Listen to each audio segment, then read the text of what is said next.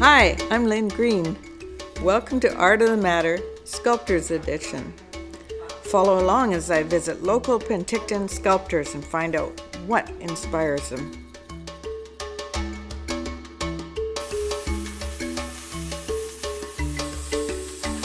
It's so exciting to have public art in our community of Penticton.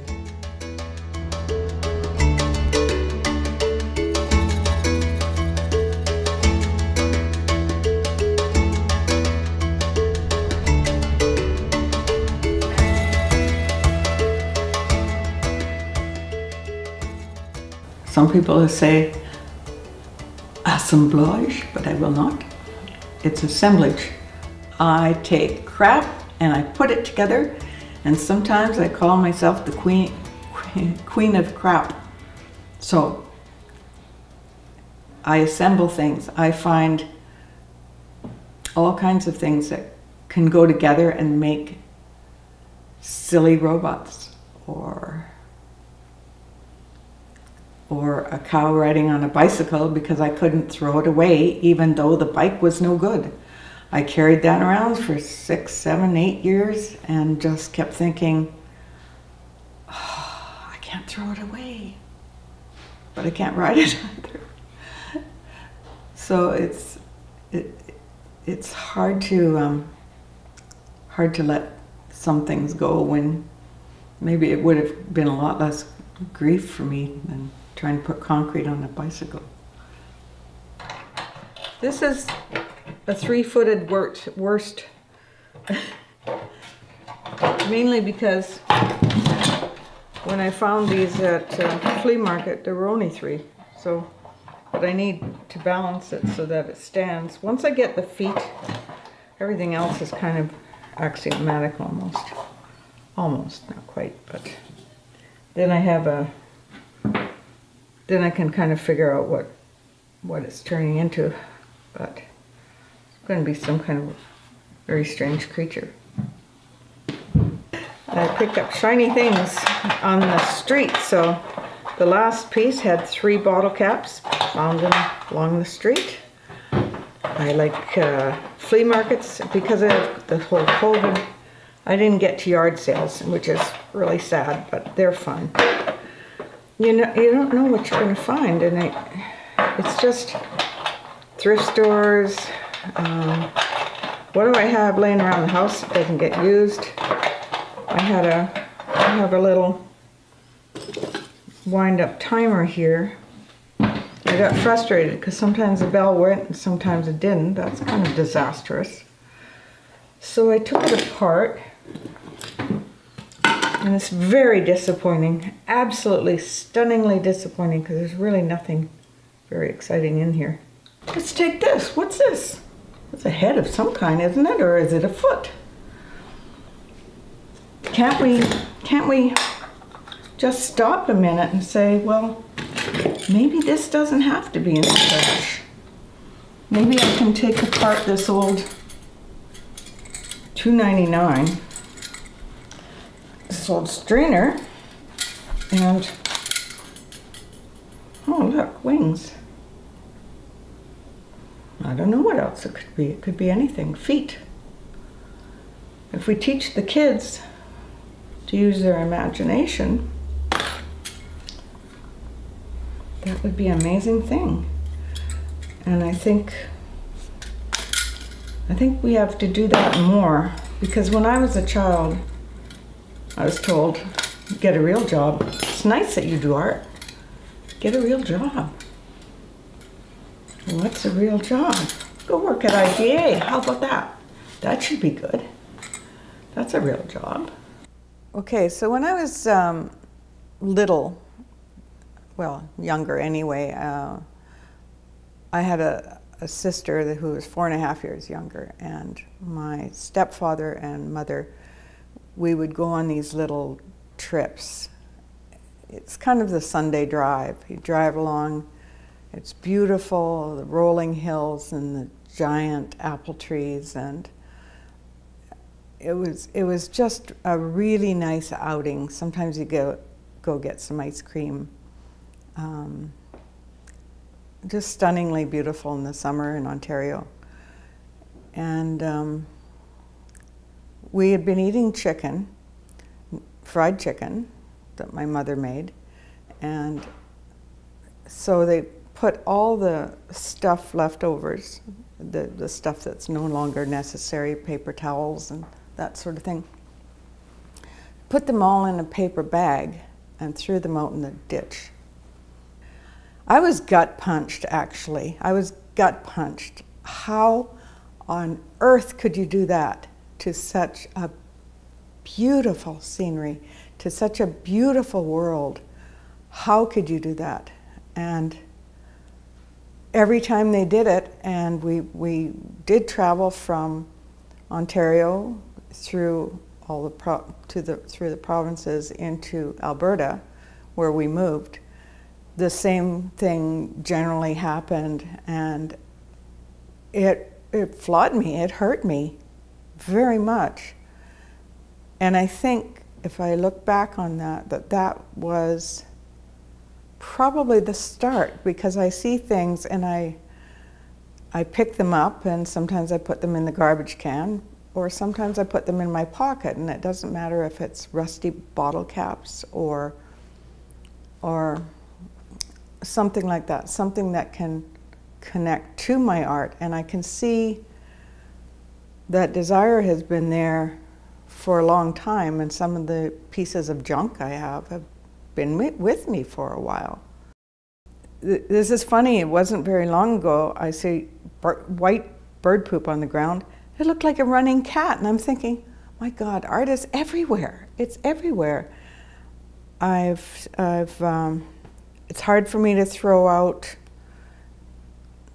a palette that I've got a bunch of color on, because I look at that and it's so gorgeous. It's better than any painting I've ever done. It's so beautiful. It's so intricate. Some of us have a desire to make things more accessible. And we want children to see, hey, it's not about being famous. It's about taking these things and using your imagination and put them together. What's this? This is a bird. It's clearly a bird. And every child that plays with the shadows on the floor knows that that's what it is. And we have that imagination. Some of it isn't, some of it's been shut down early. Some of it is not groomed, or people say to you, well, that's all very good, but please go get a real job. You can't make a living at being an artist. You go to Mexico and it's all art, and they're honored. And I can't ever imagine a Mexican person trashing the art like the art has been trashed in this town. And I actually think part of it is that there's a jealousy, like, I can't do that. Why should that person get recognition? Why should that person have that beautiful thing? I'm going to smash it. Why? Because we're not taught how art can change the world. And it really truly can. It absolutely truly can.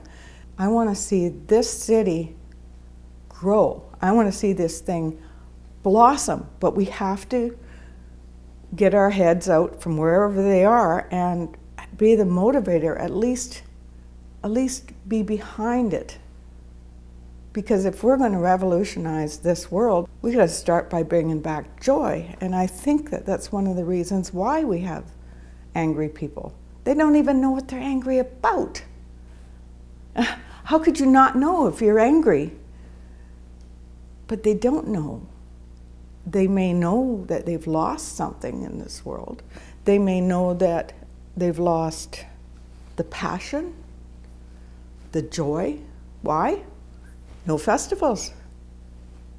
You can't dance at home all the time. I do. But that gets tired after all. I want to be with people. I want to feel connected to people. And we've lost that for 2 years.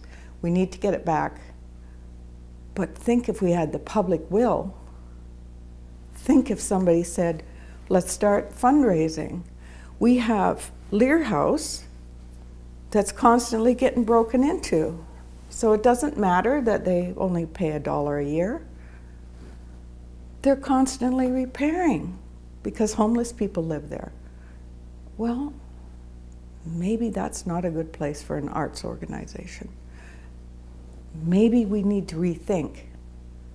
We have a lack of imagination, and it starts when you're 3 or 2, and every child can see everything so clearly, and we allow ourselves to lose our vision. You don't have to suffer. You're not meant to suffer. Life is supposed to be about joy and experience and connecting, and that's what we have to be saying to our kids. That's what you're here for. You're part of the joy. You're part of that system. So I really particularly like these green panels. I really like those. I love the colors. The blue greens are really pretty. And I was bashing them apart because I couldn't get them apart. And that was a mistake, because then you just end up with trash. And that's not the point when you're using trash. But, yeah, too bad I've got this all covered up with glues and stuff that didn't work. But you can see how pretty it is. And then the other side has all these, like, they're little worlds. They're little tiny houses and developments. They're really cool. If I can just react to this thing in my hand and say, wow, that looks like a foot. This wrench looks like a hand. If I can just find a way to express that, I'm hoping I can spread that and give this garbage another chance, a hope.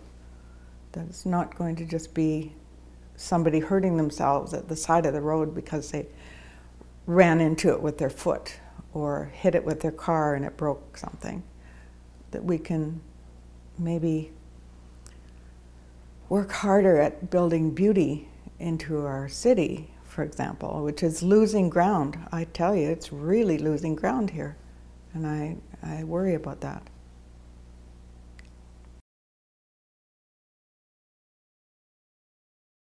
So when Castlegar has its sculpture festivals, I'm there and I won't miss it. So I travel to that place no matter what else is going on. I make sure I'm there. We get hotels, we traveled the area, we went to Glade Waterfalls, we went to up to Ainsworth area, hot springs, and it was really great. We really enjoyed our time. And they have wonderful festivals like that in all kinds of places. If you go to, I believe it was Regina, I'm pretty sure it was Regina. It was Regina or Saskatoon, one of them. Right by the university, they have a massive park. It's all full of sculptures. And I didn't see anybody out there damaging it. We've lost respect. We're not teaching our children respect.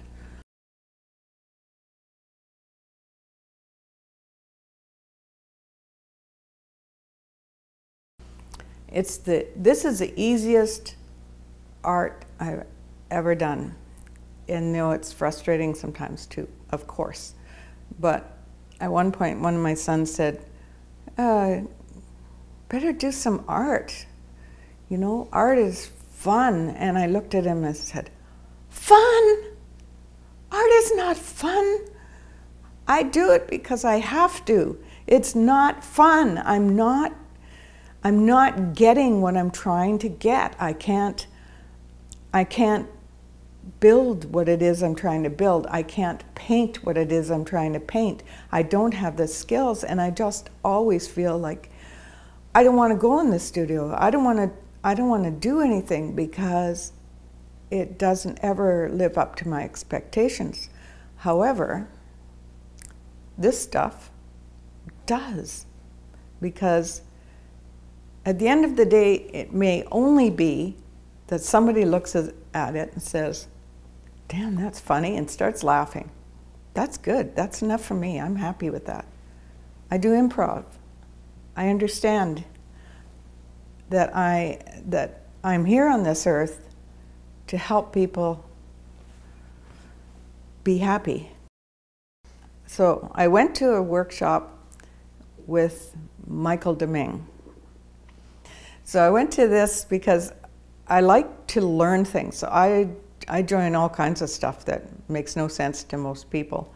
And so Michael Deming was in town, and he had this workshop called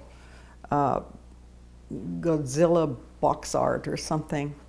And I was kind of thinking, well, do I really want to pay to go and learn how to put a cereal box and 3 empty tubes of toilet paper together and make some kind of a creature? Well, it seems like something I don't want to do.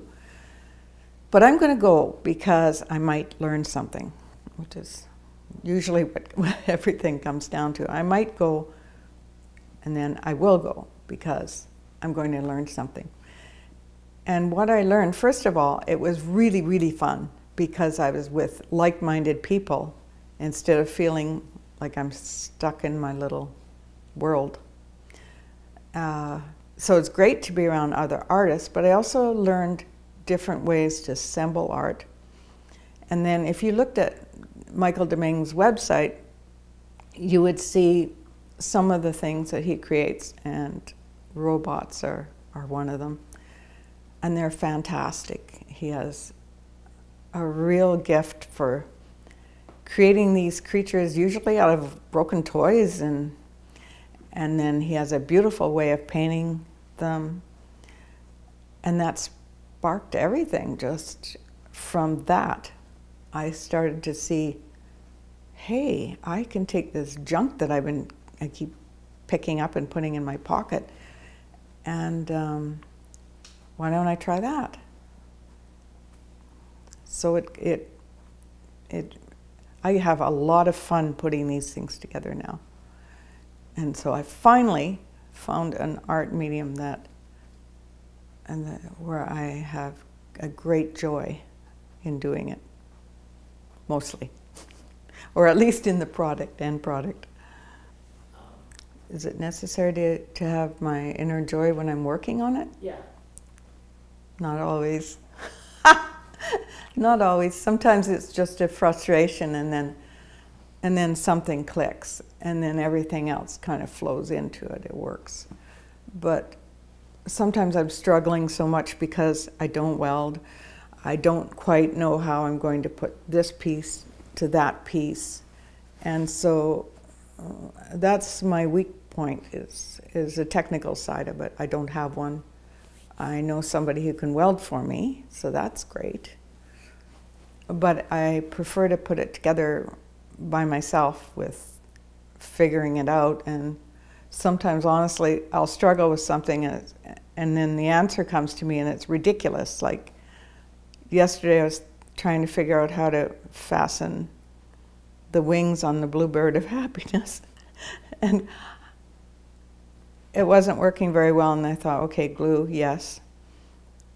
And then I thought, why aren't I putting a screw in there instead of a nut and a bolt? I mean, the fact that it's got this angle, it's going to tighten as it goes. Well, that should have been so simple, but I don't. I often struggle with a very simple thing, and then it kind of clicks in eventually, and it's like, aha, that's not that hard. When people look at my assemblage art, I would like them to say, oh, look at that, that's from a mop. I have one like that. Look at that, that's just a doorknob off a cabinet. We can put feet on something. I want people to relate to another way to look at junk, and see that it's not that hard. Some sculpture, I gotta say, concrete sculpture is very difficult and can be a massive challenge. But sticking stuff together, pretty easy, pretty fun. It'll get you laughing. You could have teams. You and your friends get together and see what you can make. Everybody brings a little bit of stuff. See where to glue it. Use non-toxic things. Put gloves on. Be safe. There was a movie out, and two guys walked past a garbage bin. There was a person looking for something in the bin, and then I think they fell asleep. And in the movie, one guy says, "Look at that, they threw out a perfectly good human being." And I don't want anyone to feel like that. I don't want anyone to feel like they are superfluous. So how can we do that? I don't have an answer. I just have ideas, but I don't have an answer. How can we make homeless people feel like human beings instead of superfluous? How can we connect? Who are we if we're not connecting? What is our purpose? And what I learned for a while when I was teaching is the way to make learning fun is to put people in groups. When people are included, when people are brought together, that's a beautiful learning. First Nations people, the way they teach their children, what are you doing? Well, come and sit beside me and watch how I sew this. Come and be with me and we'll pick berries and we'll make something really delicious. It's experience that has validity. When I go somewhere, I don't go to just look at the ocean. I don't care about the ocean much except for the health of it. I want to know where the art is. I'm excited about this year actually because I think there will be changes that will be good. And we have a sculpture walk coming, Ignite the Arts Festival. We've got another festival coming up in the fall. As we open these festivals again, the kind of simmering rage that we see in the media, I think is going to calm down because people need that outlet. That outlet, it's more than what it appears to be. It's filling up the soul. Because if your soul is bankrupt, you got nothing. And that leads down some roads that you don't want. You don't want it for your children or yourself. So we need to join together and support each other and not say, you made that, well, you're an idiot because I don't like it. No, you made that, you have an imagination, and what you are thinking is really important, and what you're doing to support each other is really important. What else can we do to make this world more fun? Dance, make music. There's got to be a way to open up our world so that we open up our consciousness so that we look at the other person and say, look, we are here together, we want to connect.